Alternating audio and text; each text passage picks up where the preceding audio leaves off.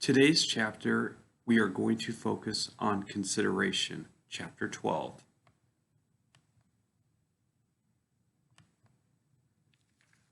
Let me give you the definition of consideration that I want you to use. It is not in the book. Consideration. Each party to a contract must intentionally exchange a legal benefit or incur a legal detriment as an inducement to the other party to make a return exchange. Notice, class, it's a legal benefit or incur a legal detriment as opposed to a monetary benefit or a monetary detriment. As you will see, there are two elements to consideration: one, legal sufficiency, and two, bargain for exchange. One final thing: consideration is needed for most of the time, but not all the time.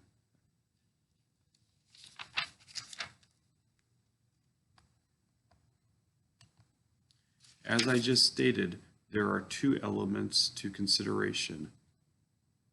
The first one is legal sufficiency. Under legal sufficiency, either the promisee must give up something of value, legal detriment, or the promisor must receive something of value, legal benefit. Class, most of the time you have both legal detriment and legal benefit. However, the presence of either one is sufficient. The second element of consideration is bargain for exchange. The exchange must be mutually agreed upon between the two parties.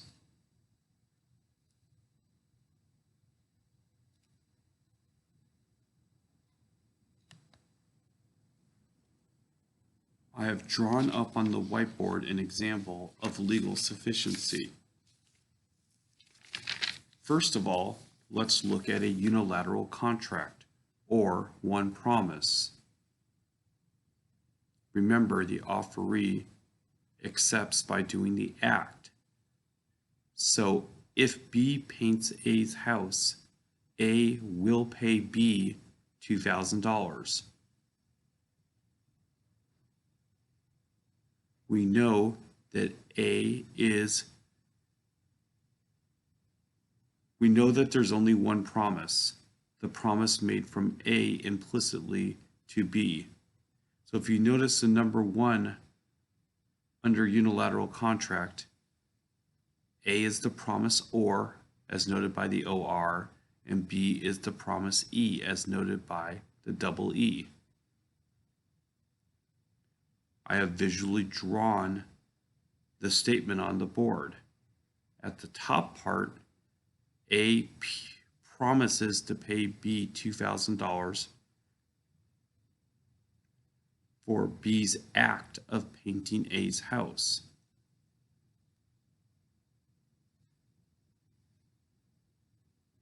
The promisor, A, gets a legal benefit. A had no prior right to have his house painted.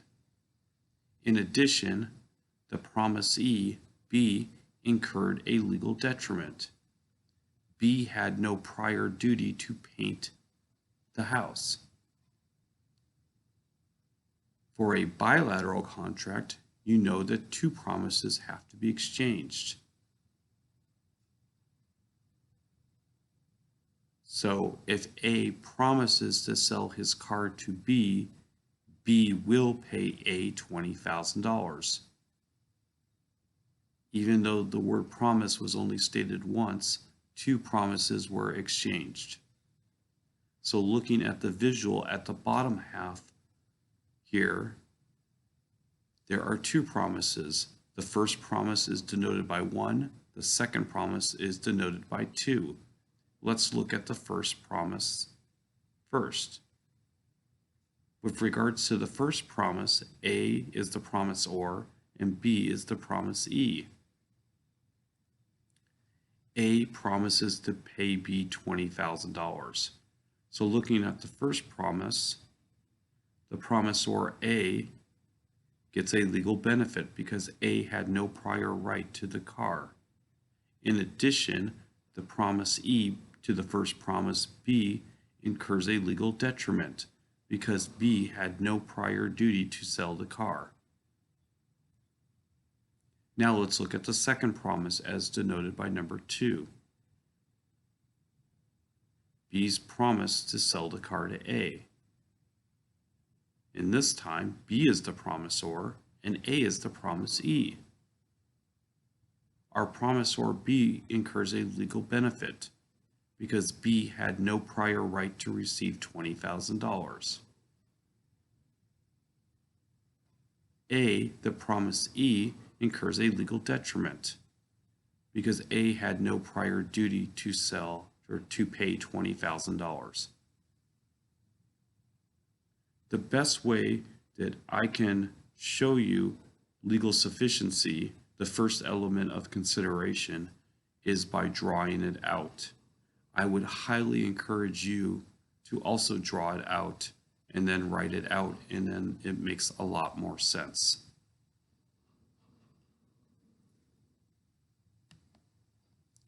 The second element of consideration was bargained for exchange.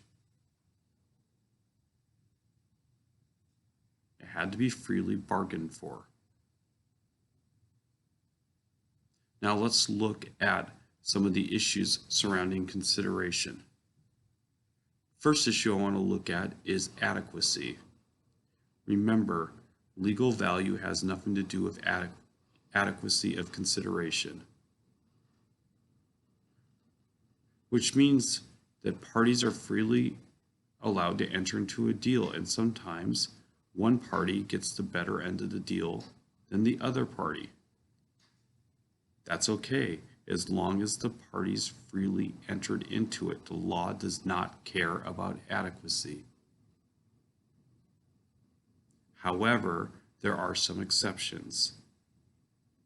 First, gifts may not be disguised to look like contracts in order to evade the adequacy requirement.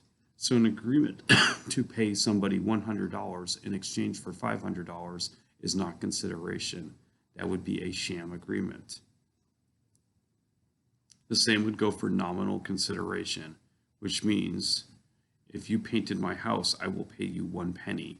That would be considered nominal consideration, and thus would not be recognized by the courts.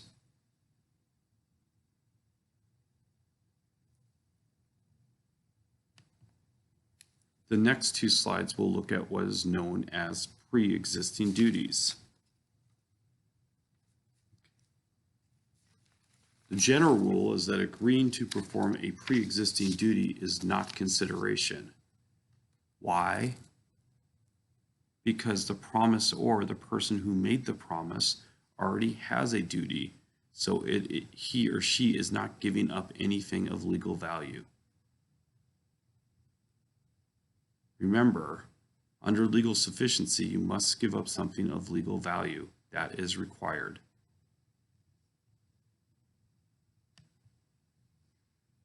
Let's look at some examples of pre-existing duty. The first one says, promises not to commit crimes or torts. There is a pre-existing duty. That does not count as consideration. So for example, if the playground thug, Thor,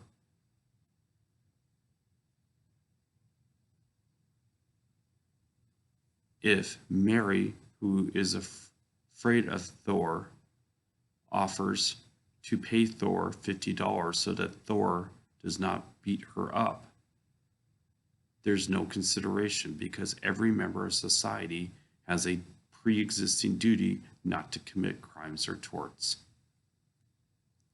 The same premise holds true under the second one, promises by public officials to perform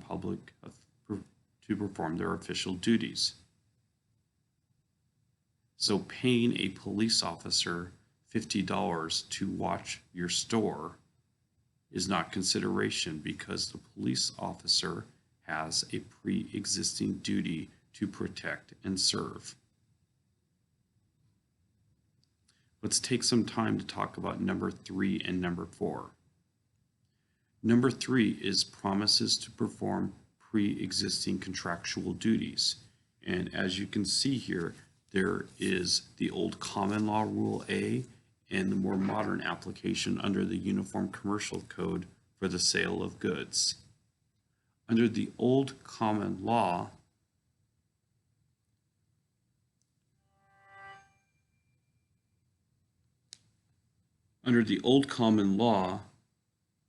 you could not, consideration can't be to do something you already had an obligation to do. So for instance, promise to pay,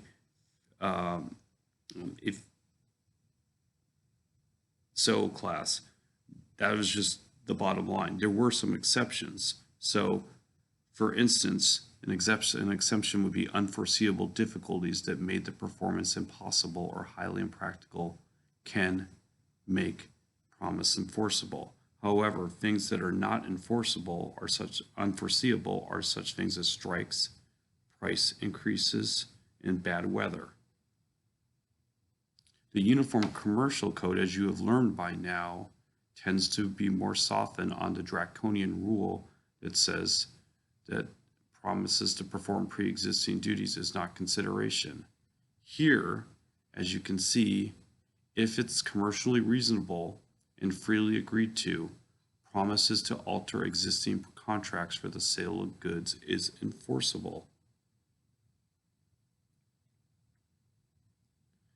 So for instance, if there was an agreement between Mary and Bob for Mary to sell widgets to Bob for $4, if Mary, due to a shortage of widgets, wants to increase the price to $5 per widget and Bob agrees to, they can make a modification to their pre-existing duties that Mary had to sell the widgets to Bob for $4. The final one under pre-existing duties here is the promise to pay part of a debt. Class, as you can see here, all debts are either liquidated or unliquidated. Let's look at a liquidated debt first. Under a liquidated debt, the debt is not in dispute with either regards to the existence of the debt or the amount of the debt, which means if somebody owes you $10,000 and they know that they owe you $10,000, it's a liquidated debt because there's no dispute between the two parties with regards to either the existence of the debt, one person owes the other person money, and there's no dispute with regards to the amount. Both parties know it's $10,000. So the general rule with a liquidated debt is since the amount is due and certain, a promise to pay less lacks consideration because there was a pre-existing duty to pay $10,000. However, if you pay in a lesser amount plus something else that may be non-monetary and the person who is owed the money accepts the lesser amount plus something else, then the liquidated debt is excused. So for example, if A owes B $2,000 and A writes a check to B for $1,800 in full satisfaction, A still owes B $200. However, if B gives A the $1,800 and a pen, then there is full satisfaction. In essence, that pen is worth $200. The other type of debt is an unliquidated debt. With an unliquidated debt, there is an honest dispute about either the existence of the debt or the amount of the debt.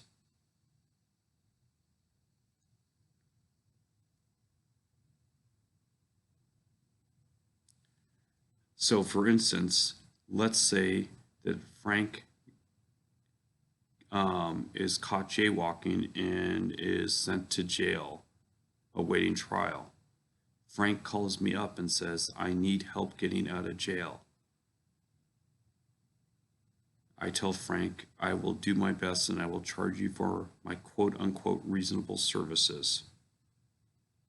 I go to the deputy DA, we share a beer and a laugh, and he agrees to let Frank out right away. Frank is released and then receives a bill from me for my reasonable services for $50,000. Here, Frank will claim this is an unliquidated debt because there's not an honest dispute about the existence of the debt. Frank knows that he owes me some money for my legal services. Frank does have an honest dispute with me about the amount of the debt, not the existence of the debt. So Frank then writes a check to me for $5,000, not $50,000, and at the bottom of the check he writes in full satisfaction for the legal services rendered. If I were dumb enough to cash that check for $5,000, Frank is now off the hook. There are a couple things we will want to talk about in relations to unliquidated debt and liquidated debt.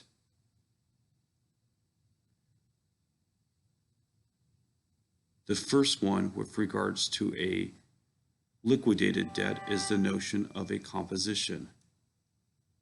And a composition is an agreement between a debtor who owes money to two or more creditors who agree to accept a stated percentage of their liquidated debt against the debtor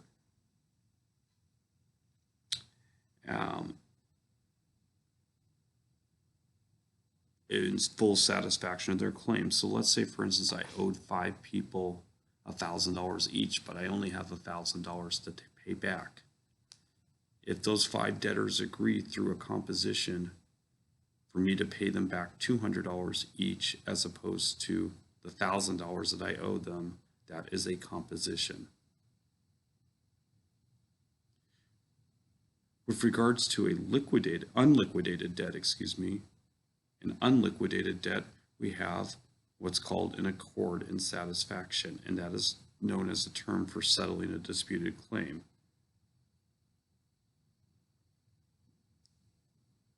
So again, if with using the example I used before with the gentleman who went to jail for jaywalking, that was an accord and satisfaction. That was the process for settling a disputed claim.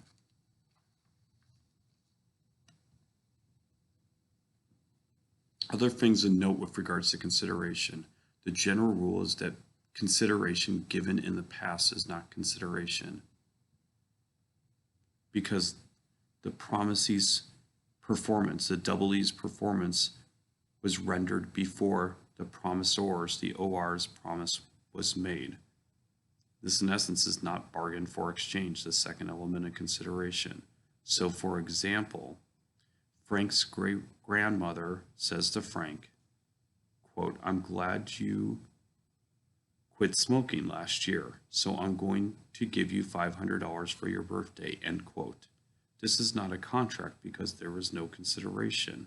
Frank did not give up something due to the grandmother's promise. However, with regards to past consideration, some courts make exceptions for moral obligations, so be very careful when bringing up past consideration.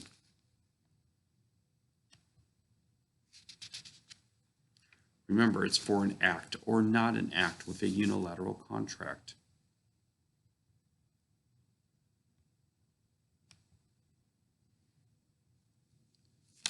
let's talk briefly about illusory promises. These are not consideration.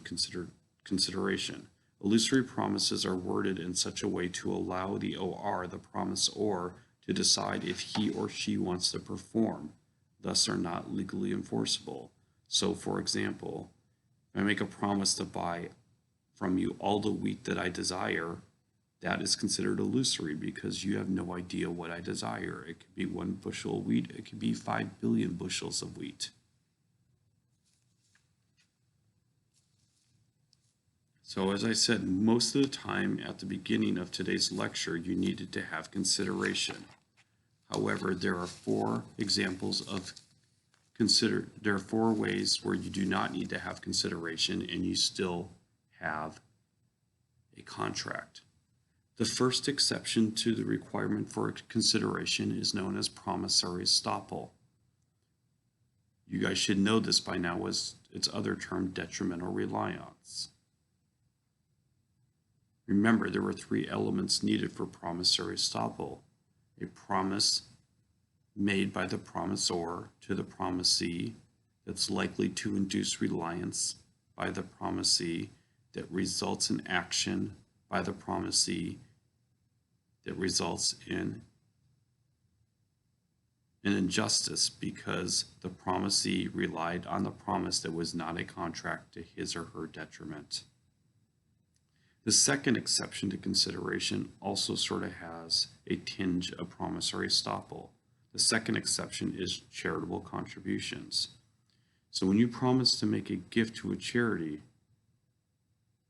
the promise to make a gift to a charity is not enforceable unless the institution relies on the promise. So for example, if the church is starting a building fund for a new children's center, and you make the promise to donate a $1 million charitable contribution, what happens? The church, on your reliance, starts to break ground and hire a general contractor. 2 months later, if you back out of your $1 million contribution, you may not be able to, even though you didn't give consideration, because the institution, the church, relied on that promise to its detriment. The third exception to consideration is debts barred by either bankruptcy or the statute of limitations. So states can enforce new promises to pay even if that new promise is not supported by consideration, since the creditors had no rights to give up the debt. So if you file for bankruptcy, you always still owe the money, you just don't have to pay the money. So if you have filed for bankruptcy, the dumbest thing you could do is to start to pay back the debt after you have bankruptcy protection. Now, so let's say for instance, you had $1 million that you owed to someone and you filed bankruptcy. You'll always owe the $1 million, you just don't have to pay the $1 million. So after you file bankruptcy, you feel bad, so you paid $1,000. Now you owe $999,000, and the new period of bankruptcy is over and you have to owe the money again. Same thing with the statute of limitations. So for instance, most states have a statute of limitations is that if you owe someone money, after 3 years, you'll always owe the money, just the person you owe the money to can't sue you. So the dumbest thing you can do is after the statute of limitations has passed is to start paying money again. Now, there's a new statute, 5-year statute that opens back up. Finally, under the UCC, we talked about this before, as an exception to revocation is the notion of a firm offer. Under a firm offer, remember, there were 3 requirements. It had to be a merchant, it had to be in a signed writing stating that the item that the merchant was going to sell you would be open for that period of time. If there was no time period stated, it would be for 3 months. Remember when I went into Best Buy to buy a TV and I wasn't really sure if I wanted to buy it for $1,000. Best Buy, a merchant, put in a writing that they signed that the TV would be available for $1,000 for 1 month, which means for that 1 month, that offer was irrevocable. Remember, I did not give any consideration for Best Buy to keep that offer open or irrevocable for 1 month.